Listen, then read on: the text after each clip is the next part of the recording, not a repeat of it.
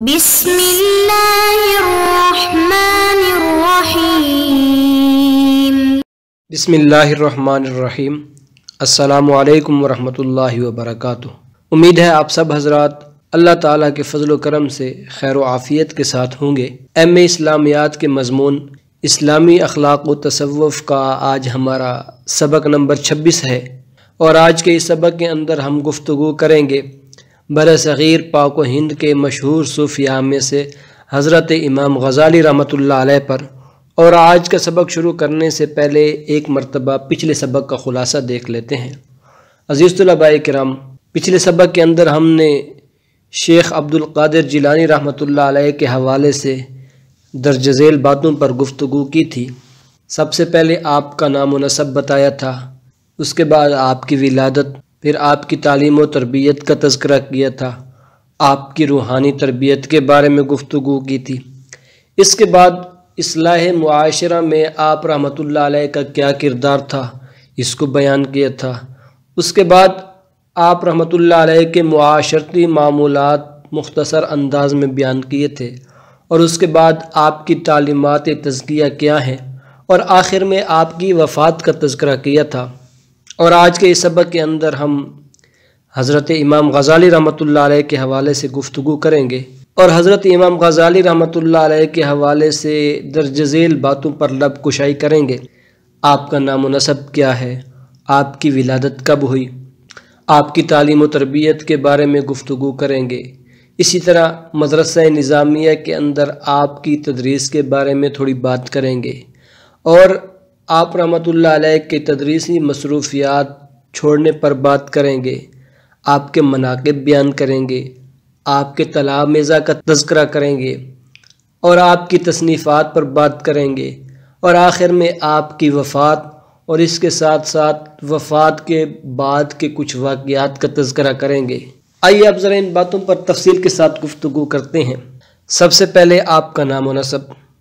آپ کا اسم گرامی محمد بن محمد الغزالی ہے، آپ کی کنیت ابو حامد ہے، اور آپ کا لقب حجت الاسلام ہے۔ اسی طرح آپ زین الدین الطوسی کے لقب سے بھی یاد کیے جاتے ہیں۔ فقہ کے اعتبار سے آپ شافعی المسلک تھے، اور عقیدتاً آپ اشعری تھے، اور آپ رحمۃ اللہ علیہ کی ولادت 450 ہجری کے اندر طوس کے علاقے میں ہوئی۔ عزیز طلباء کرام، آئیے اب ذرا آپ رحمۃ اللہ علیہ کی ابتدائی تعلیم و تربیت پر ایک نظر ڈالتے ہیں۔ چنانچہ آپ نے ابتدائی تعلیم طوس کے علاقے میں حاصل کی، اور طوس کے علاقے میں آپ کے ایک استاد محترم تھے جن کا نام احمد راز کافی رحمۃ اللہ علیہ تھا۔ آپ نے ان سے فقہ کی تعلیم حاصل کی۔ اس کے بعد آپ رحمۃ اللہ علیہ نے نیشا پور کا سفر کیا، اور وہاں پر امام الحرمین ابو المعالی جوینی رحمۃ اللہ علیہ کے حلقے دروس میں شمولیت اختیار کی۔ عزیز طلباء کرام، آپ رحمۃ اللہ علیہ نے تعلیم حاصل کرنے میں اتنی محنت کی کہ بہت کم عمر کے اندر آپ علوم متداولہ کی تعلیم مکمل کرنے کے بعد اپنے زمانے کے ممتاز علماء میں شمار ہونے لگے۔ تعلیم حاصل کرنے کے بعد آپ رحمۃ اللہ علیہ نے درس و تدریس کا سلسلہ شروع کیا۔ امام الحرمین رحمۃ اللہ علیہ آپ پر فخر کیا کرتے تھے۔ آپ رحمۃ اللہ علیہ نے نیشا پور کے اندر کچھ وقت گزارا۔ اس کے بعد آپ عسکر کے سفر پہ روانہ ہوئے۔ عزیز طلباء کرام، آئیے اب بات کرتے ہیں مدرسہ نظامیہ میں آپ کی تدریس پر۔ عزیز طلباء کرام، آپ رحمۃ اللہ علیہ نیشا پور سے سفر کر کے جب عسکر پہنچے تو وہاں پر آپ کی ملاقات نظام الملک سے ہوئی، اور نظام الملک کا دربار اس وقت بڑا مشہور ہوا کرتا تھا۔ بڑے بڑے علماء کرام اس کے اندر آ کر بیٹھتے تھے، اور نظام الملک سے آپ کی ملاقات ہونے کے بعد آپ کو بڑی پذیرائی بھی حاصل ہوئی، اور نظام الملک کے دربار میں بڑے بڑے اہل علم سے آپ کے مناظرے ہوئے، آپ کو کامیابی ملی۔ تو اس کے بعد نظام الملک نے آپ کو مدرسہ نظامیہ میں تدریس کی دعوت دی، اور آپ نے یہ دعوت قبول بھی کر لی۔ چنانچہ جب آپ مدرسہ نظامیہ میں پہنچے تو وہاں پر بھی آپ کے علم کا بڑا چرچا ہوا، اور آپ کو بڑی پذیرائی ملی۔ اس کے ساتھ ساتھ آپ رحمۃ اللہ علیہ کو خراسان، عراق، مختلف علاقوں کی عمارتیں بھی ملیں۔ عزیز طلباء کرام، آپ رحمۃ اللہ علیہ ایسی شخصیت تھے کہ بغداد کے علماء، وزراء، بادشاہ، ارباب حکومت، ہر کسی کے ہاں آپ محترم تھے، ہر ایک آپ کو عزت کی نگاہ سے دیکھتا تھا۔ عزیز طلباء کرام، اب بات کرتے ہیں آپ رحمۃ اللہ علیہ کی تدریسی مصروفیات چھوڑنے پر۔ ایک مرتبہ آپ رحمۃ اللہ علیہ نے اچانک تدریسی مصروفیات کو چھوڑ دیا اور مکے کا سفر شروع کر دیا۔ چنانچہ حج ادا کرنے کے بعد آپ رحمۃ اللہ علیہ نے شام کا سفر کیا اور دمشق کی جامع مسجد کے اندر ایک عرصے تک آپ علوم اور فنون سیکھتے رہے۔ اس کے ساتھ ساتھ لوگوں کو اپنے علوم سے فیض یاب بھی کرتے رہے، لیکن جب یہاں سے بھی آپ کا دل بھر گیا تو آپ نے بیت المقدس کا سفر کیا اور وہاں پر مقدس مقامات کی زیارت کی، مگر وہاں کچھ عرصہ گزارنے کے بعد پھر آپ اپنے علاقے میں واپس تشریف لائے۔ چنانچہ طوس کے اندر رہتے ہوئے آپ نے اپنا زیادہ وقت تالیف اور تصنیف کے اندر خرچ کیا۔ رحمۃ اللہ علیہ نے اکثر کتابیں طوس کے اندر لکھیں، جن میں سے چند ایک مندرجہ ذیل ہیں۔ کیمیاء السعادہ ہے، جواہر القرآن ہے، اسی طرح معیار العلم، میزان العمل ہے، القسطاس المستقیم ہے، معارج القدس وغیرہ دیگر تصنیفات بھی ہیں۔ اس کے ساتھ ساتھ آپ رحمۃ اللہ علیہ نے وہاں پر ایک خانقاہ اور مدرسہ بھی تعمیر کیا۔ یہاں پر دور دراز کے علاقوں سے لوگ آ کر فیض حاصل کیا کرتے تھے۔ آپ رحمۃ اللہ علیہ زیادہ طور پر تفسیر، حدیث اور تصوف کی کتب کی تدریس کیا کرتے تھے۔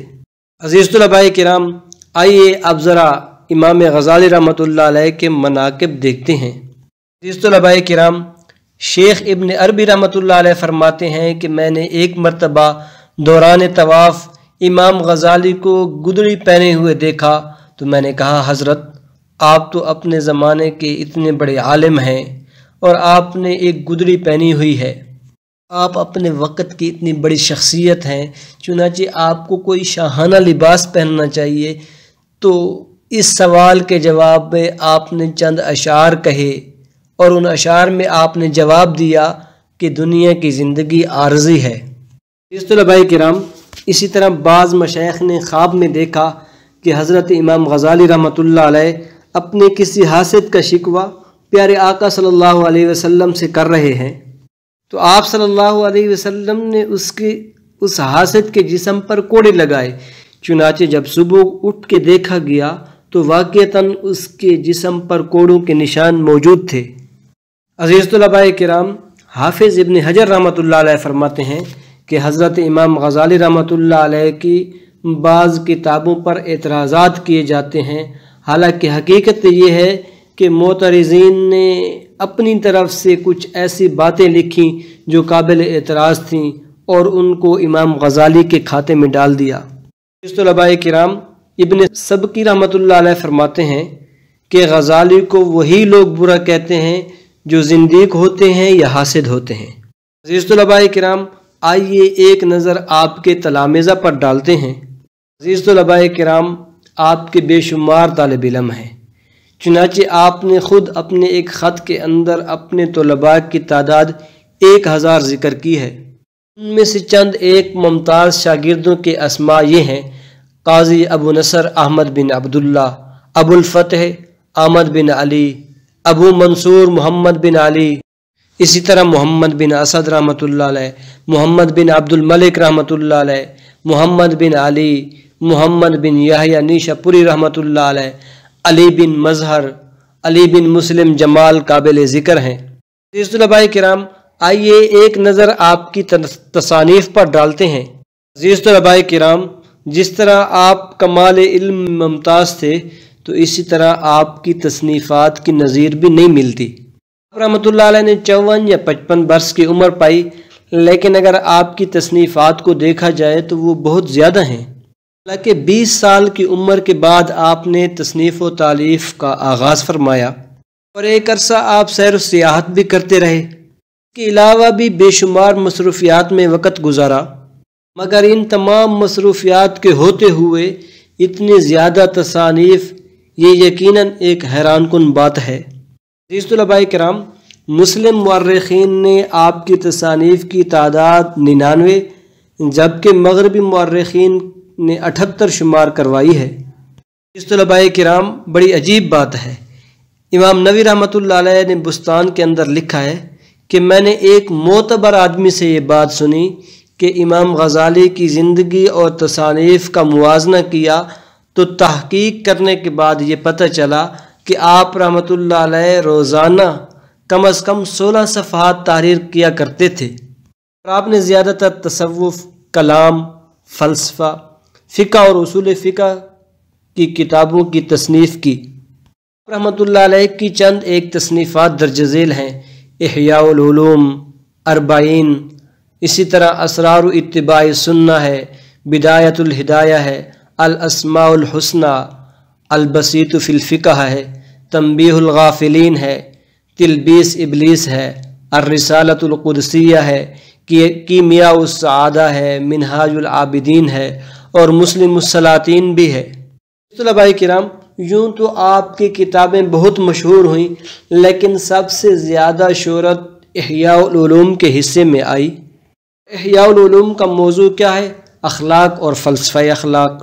اگر بغور اس کتاب کا مطالعہ کیا جائے تو تمام اسلامی تعلیمات کا نچوڑ اس کتاب کے اندر مل جاتا ہے، اور اس کتاب کی متعدد شروحات بھی لکھی گئیں اور خلاصے بھی لکھے گئے۔ اس طلباء کرام، آپ کے سامنے احیاء العلوم کی 5 خصوصیات ذکر کرتے ہیں جس کی وجہ سے آپ کو بڑی اہمیت حاصل ہوئی۔ پہلی بات تو یہ ہے کہ قدیم تصنیفات کی طرح اس میں اجمال نہیں ہے۔ دوسرا یہ ہے کہ جتنے بھی منتشر مضامین تھے ان کو یکجا کر دیا۔ تیسری بات، غیر ضروری طوالت کے مقام پر اختصار سے کام لیا گیا۔ اسی طرح جو مقرر مضامین تھے ان کو حذف کر دیا، اور اس کے ساتھ ساتھ جدید مضامین کا بھی اضافہ کر دیا گیا۔ اس طلباء کرام، آئیے آخر میں آپ کی وفات پر بات کرتے ہیں۔ آپ رحمۃ اللہ علیہ 505 ہجری کو اس دنیا سے رخصت ہوئے۔ اللہ تعالیٰ آپ کی قبر پہ کروڑوں رحمتیں نازل فرمائے، آمین ثم آمین۔ طلباء کرام، آپ کی وفات کے بعد کافی سارے واقعات رونما ہوئے، جن میں سے 2 واقعات آپ کی سماعتوں کے نظر کرتا ہوں۔ طلباء کرام، آپ کے ایک ہم اثر اپنی زبانی یہ واقعہ بیان کرتے ہیں کہ میں ایک دن بیٹھا ہوا تھا، اچانک میری نظر آسمان پر پڑی۔ کیا دیکھتا ہوں کہ فرشتوں کی ایک جماعت سبز لباس لے کر اور ایک سواری لے کر اتری اور جا کر امام غزالی کی قبر کے قریب کھڑی ہو گئی۔ اس کو نکالا، اس کو جنت کا لباس پہنایا اور بڑے اکرام کے ساتھ اس کو آسمانوں کی طرف لے گئے۔ میں نے پوچھا کہ یہ کس کی قبر ہے، یہ کون سی شخصیت تھی جس کا اتنا اکرام کیا جا رہا ہے؟ تو بتایا گیا کہ یہ امام غزالی رحمۃ اللہ علیہ ہیں جن کا اتنا اکرام کیا گیا۔ آج کے سبق کے اندر ہم نے امام غزالی رحمۃ اللہ علیہ کا نام و نسب ذکر کیا، آپ کی ولادت کب ہوئی، مدرسہ نظامیہ میں آپ کی تدریس کے بارے میں اور تدریسی مصروفیات ترک کرنے پر گفتگو کی، اسی طرح آپ کے چند مناقب بیان کے، آپ کے تلامذہ کا ذکر کیا، آپ کی تصنیفات پر روشنی ڈالی، اور آخر میں آپ رحمۃ اللہ علیہ کی وفات اور وفات کے بعد کے واقعات پر گفتگو کی۔ انشاءاللہ بہت جلد ہم اپنے اگلے سبق، جس کا عنوان ہے حضرت شاہ ولی اللہ محدث دہلوی رحمۃ اللہ علیہ پر گفتگو کریں گے۔ جزاکم اللہ خیرہ۔ السلام علیکم ورحمۃ اللہ وبرکاتہ۔